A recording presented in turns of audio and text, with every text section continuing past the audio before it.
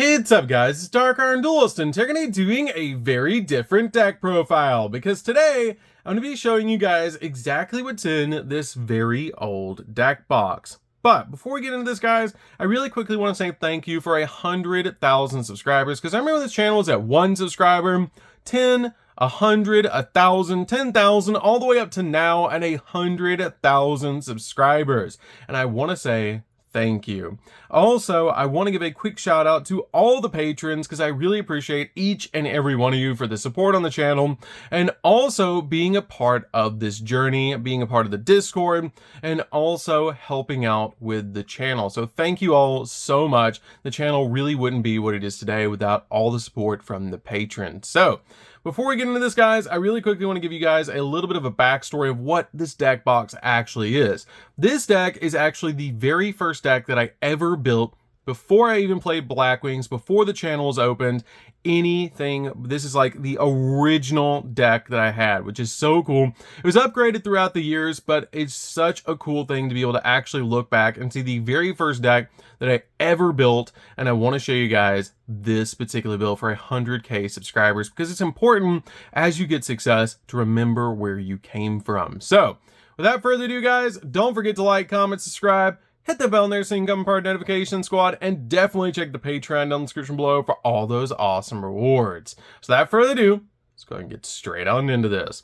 Before we do, guys, take a look at this deck box and look how old it is. Like, this is super old, and it's really cool to actually get into this. And even the Velcro barely even holds it shut anymore, because like you have to like force it to be able to actually close, because it just doesn't want to close anymore. And the cool thing is I actually used to carry this particular deck around with me everywhere I went in my pocket, and it's so cool to actually see. Yes, it was in the deck box, but it's still really cool. Also, just to show you guys how much I've grown as a person, we also have the oversized sleeves, the wrong size sleeves when I was playing with this deck originally, and it's so cool to actually profile with it, because the reason I actually changed to using the correct size sleeves is because of people commenting. They're like, hey, you need to use the correct size sleeves. And I was like, whoa, there's correct size sleeves, I need to use those. And it was such a long time ago, but now I use the right size sleeves, all sorts of different cool sleeves, but this is where I started. So, starting off with the monsters, we're going to start with a single copy of the Invader of Darkness. The Invader of Darkness was one of my favorite cards when I first started playing, and it's such a cool card just because I like the artwork of this card. It looks so cool. It locks down your opponent from actually using quick play spell cards, which is really cool, and it won me a lot of games that way, and every time I needed this card, I would just somehow draw it, which is just so cool. And it's one of my favorite cards in the game because I used it so much. We then play a single copy of Gores. Gores is great as a 1-of in the build as well, because this card is one of the most powerful hand traps ever created, especially back in the day, because if you didn't control any cards and you did take battle damage, you can special summon this card and an Emissary of Darkness token that had the same attack and defense points as the damage you just took, which is actually really cool to be able to do, making this card one of the first hand traps besides cards like Karibo and Effect Veiler. But this card is so cool to actually see, and just is such a cool boss monster to be able to summon, because summoning out a 2,700 attack point monster to your field was so cool. And I even remember having this card as like a promo, which was super neat. We then play a single copy of Caius. Caius is great as a 1-of in the build as well, and this card is amazing. These were like my 3 big boss monsters that I used all the time, but Caius actually used to be a meta card that has the effect that when this card is tribute summoned, you actually banish a card from either or banish any card on the field, and if it's a dark monster, you inflict 1,000 points of damage to your opponent, which is insane just to be able to spot remove stuff off the field. A lot of cards back in the day didn't do that, and I just loved when I first got this card. I had to include it in my deck. We then play a single copy of Montage Dragon.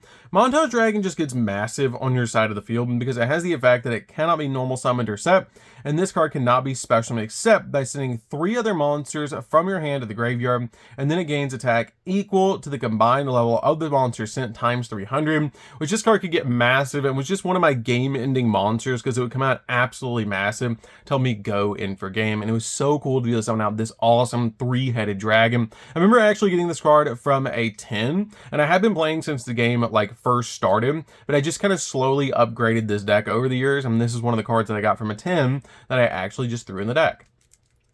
We then play a single copy of Barrel Dragon. Now this card is super important to me, because this card actually was not my copy. This card is actually originally Savannah's card, my now wife, but we've been together like 13 years. When we first started dating, she actually brought her Yu-Gi-Oh cards over to my house, and I was like, oh my god, it's a girl, she plays Yu-Gi-Oh, oh my god, this is so cool.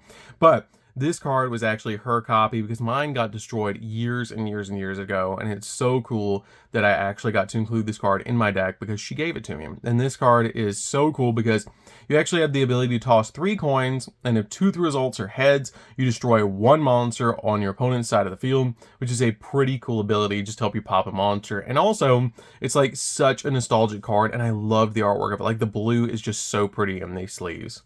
We then play a single copy of Blowback Dragon. I loved Barrel Dragon, and so you know I had to include Blowback Dragon in here as well.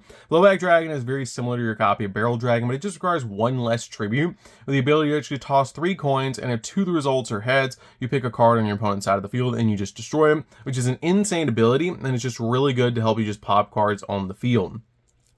We then play a single copy of Jinzo. Jinzo was such a popular card, and it still is to this day, to be able to summon out to your side of the field, because this card actually has a insane ability that just makes it so neither player can use trap cards. And this was actually really good back in the day because the majority of decks consisted of a lot of trap cards, and this card would just shut down like a third of a player's deck, which was really, really cool. Plus, it's really nostalgic.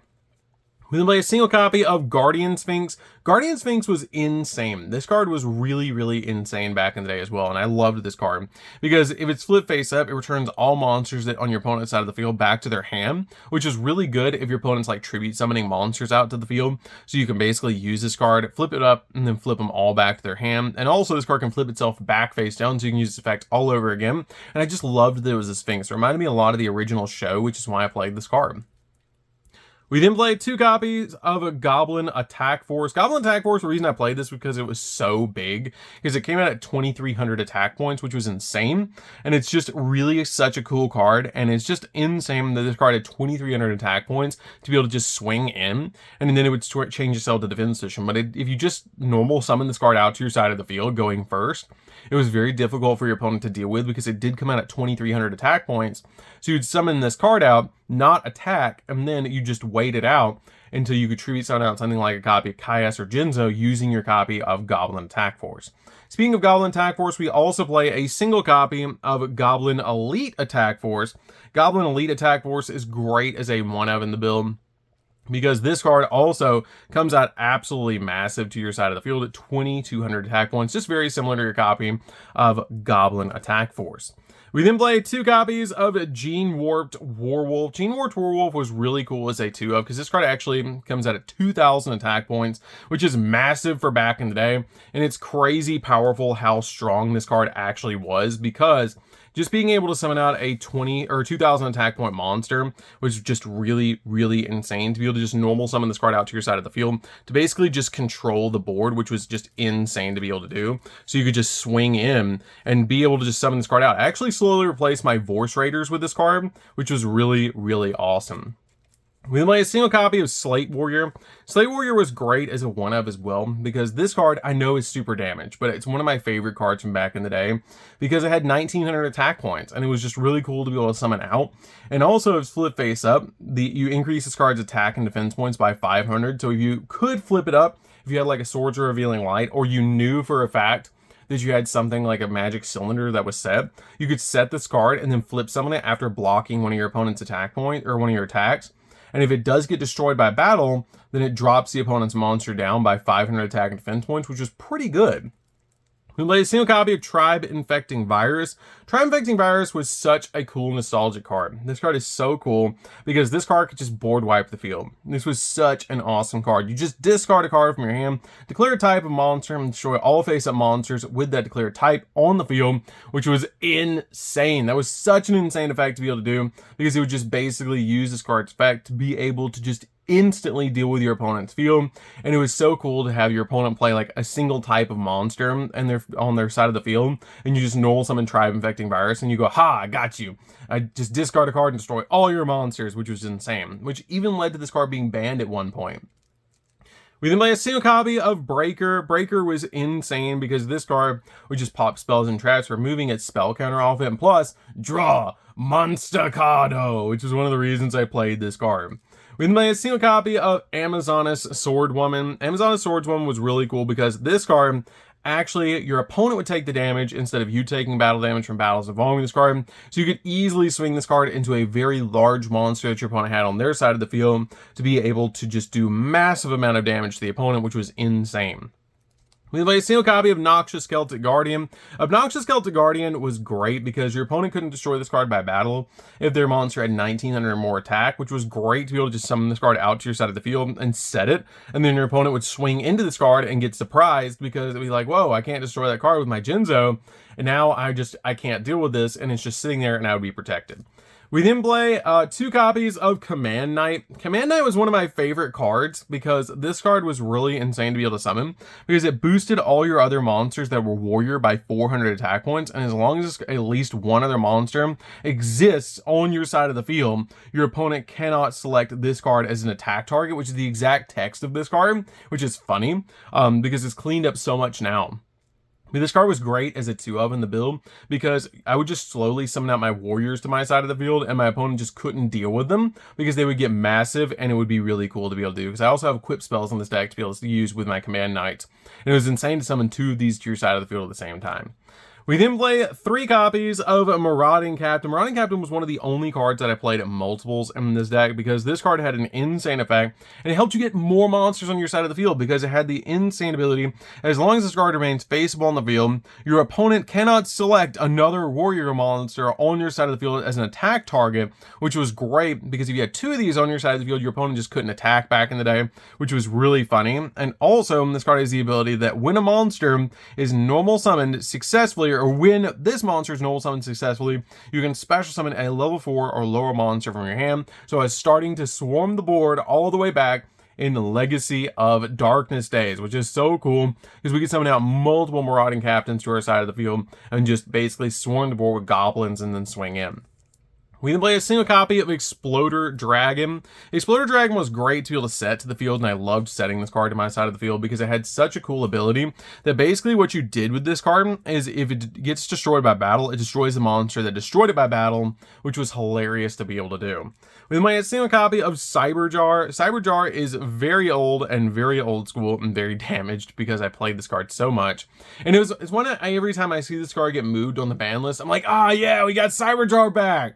Because this was one of my favorite cards to set because it would destroy all the monsters on the field. Both players draw 5 cards, and they summon any of their monsters that are level 4 or lower to their side of the field in face-up attack or face-down defense. And then once you do, you get to add the rest of the cards to your hand. I was like, yeah, that sounds really cool because I play a lot of level 4s in my deck, so I can actually summon a bunch of cards out, which was really cool. We played a single copy of Obsidian Dragon. Obsidian Dragon, the only reason I played this is because I liked the artwork, just like Invader of Darkness, and it was just really cool because it can gain the effects of spells and traps that target only one dark monster that you control and destroy them, which was really actually pretty good to be able to protect the Invader of Darkness, which is why I played this card. Plus, I didn't have Dark Armed back in the day because it was super, super expensive, and this was kind of like my little version of Dark Armed Dragon, which is why I loved it. We then play a single copy of Penguin Soldier. Penguin Soldier was hilarious to be able to summon because you just basically flip your opponent's, or when this card's flip face up, you could bounce 2 of your opponent's monsters back to their hand, which was insane to be able to do. We then play a single copy of Morphing Jar. Morphing Jar was insane back in the day, and it's cool to actually see this card move on the list because this card actually was really good back in the day because you would flip face up and both players discard their entire hand and then draw until they have 5. So this card was great and just super, super cool to be able to use. We play a single copy of Spell Striker. Spell Striker was one of my favorite cards because I would just equip this card with a bunch of equip spells and it could attack directly. And it's very easy to actually summon because all you have to do is banish a spell card from your graveyard. And this card can attack your opponent directly, which was great to be able to do. Because you could just summon this card out to your side of the field equipped with like Axe of Despair, Mage Power, and United We Stand. And then they would go, oh, well, that's really small. It's just 600. And then you'd swing directly for massive amounts of damage. And they'd be like, whoa, what happened? Which was just funny. We then also play a single copy of Spirit Reaper. Spirit Reaper was also really good in this deck as a 1-up because Spirit Reaper was really good because it couldn't be destroyed by battle. If it did get targeted, it would just instantly destroy itself. But it was really cool to actually just summon out to the field because it couldn't be destroyed by battle. And so you just throw this card in face down compound defense, and it was very difficult for your opponent to deal with. And then you basically have a follow-up, so you could tribute it, so you can summon out one of your big boss monsters like Jinzo, Blowback, Caius, one of those cards. So that's it for the monsters, guys. I know it's a lot of monsters, but back in the day, monsters were the thing. You needed a lot of monsters in your deck to be able to tribute summon. So that is it for the monsters. Let's get into the spells. So for the spells, we're going to start with a single copy of Raigeki. Raigeki was really good back in the day because we could just board wipe and then OTK the opponent. And this card is super cool because I still have my original LOB original, which was so cool to be able to actually use back in the day. But I did actually change it out for a newer version of this card because the old one was very, very destroyed. We then let's play a single copy of Harpy's Feather Duster. Harpy's Feather Duster was great as a 1-of in the build, and this card is just really, really good because I used to actually draw both of these at the exact same time, and I would call it the Lightning Wind combo, which was really funny to be able to do because now we have Lightning Storm, which is kind of the same thing now, which is really cool because when I saw Lightning Storm come out, I was like, oh, it's Harpy's Feather Duster Raigeki. It's my old combo. That's so cool. But both of these were really good as they would board wipe the field.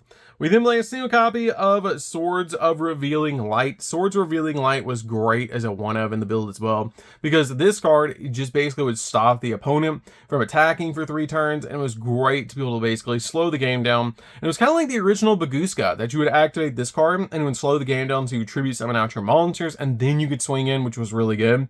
But this card would just basically slow the game down by 3 turns, and there wasn't a lot of back row removal back in the day, except for like MST, Feather Duster, Heavy Storm, and like maybe Dust Tornado you could use, but there wasn't a lot of times that your opponent would go after a Swords of Revealing Light. And so this card would just slow the game down long enough to be able to tribute some of my cards out.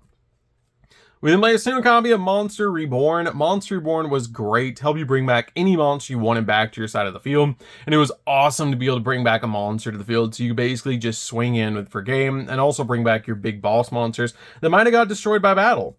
We then play a single copy of Pot of Avarice. Pot of Avarice was great because this card kind of refreshed the whole game. As you would put 5 of your monsters that are in the graveyard back into your deck, and then you would draw 2 cards, which was great because this card was awesome to help you basically just dig into the deck.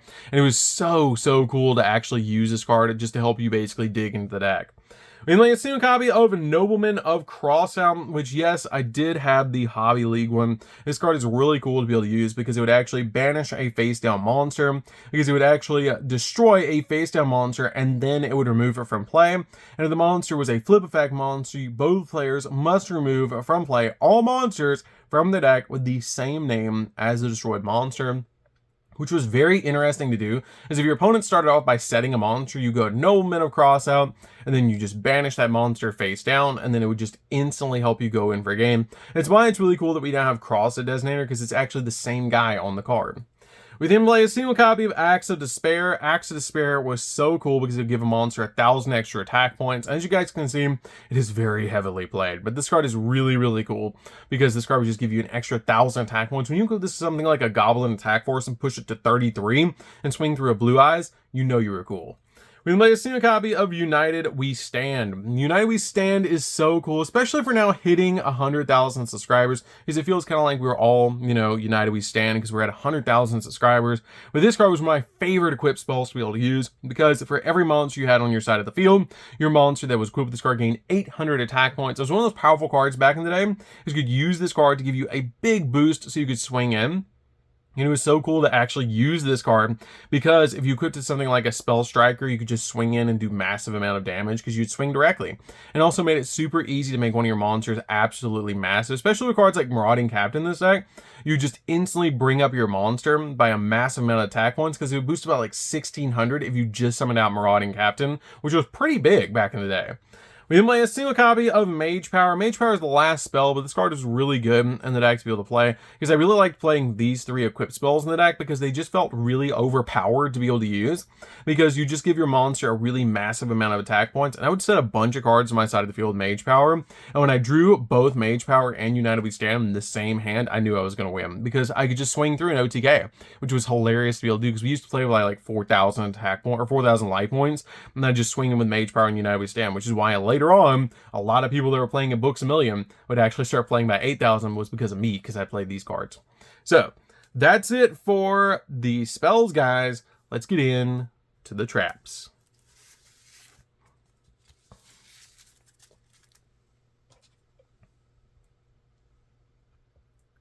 So for the traps, we're going to start with a single copy of a Ring of Destruction.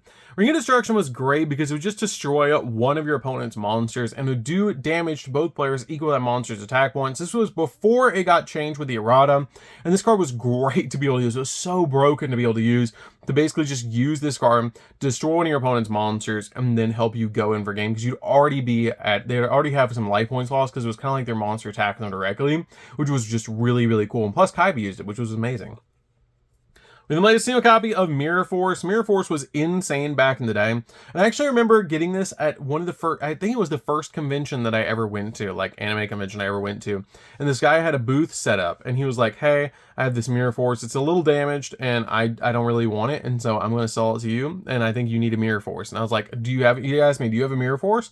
I said, no. And I was like, I think I was like 8. And he was like, do you have a Mirror Force? I was like, no. And I was like, he's like, you know, Yugi used that and you need a Mirror Force. And I was like, yeah, I think I need a Mirror Force. He's like, I tell you what, I'll give it to you for $1. And I was like, bet, I want that. And so he gave it to me, which was just so cool. And I loved the fact that I got this card. It was so cool. It was like won me so many games for that. And it was just so insane. And I love the fact that I got this card with such a cool story too.